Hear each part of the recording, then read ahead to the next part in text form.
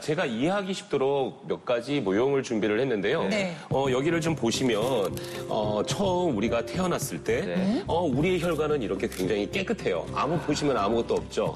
근데 시간이 지나면서 맛있는 거를 많이 먹으러 다니고 이러다 보면 몸 안에 나쁜 콜레스테롤이 굉장히 많이 쌓이게 되거든요. 근데 그 쌓인 콜레스테롤이 처음에는 굉장히 작죠. 네. 하지만 시간이 지나다 보면 이렇게 어느 순간인가는 큰일 체중이 났네요. 보이지 않을 예. 정도로 굉장히 많이 막히게 됩니다. 그럼 이거는 심근경색이 원인이 되는 거고요.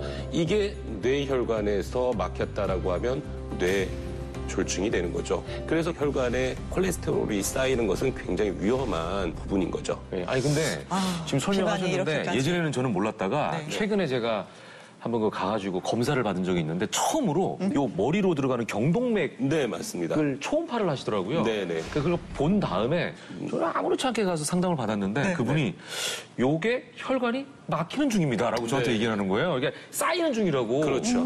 예, 맞습니다. 그래서 그런 것들이 계속 쌓이다 보면 네. 이게 막혀가지고 그런 심근경색, 뇌졸중 같은 그런 응급질환을 유발하게 되는 거죠. 근데 이제 가장 크게 문제가 되는 게 뭐냐면 혈관이 이렇게 막힐 때까지 네. 증상이 나타나지가 않는다라는 게 문제입니다.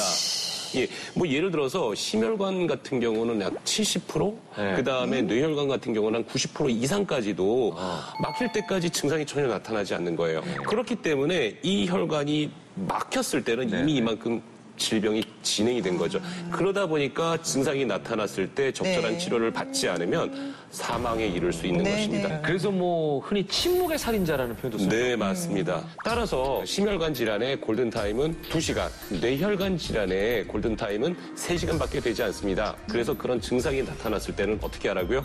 삐뽀, 삐뽀. 예, 119 신고 후 바로 응급실로 오셔서 적절한 치료를 받는 것이 제일 중요합니다. 예.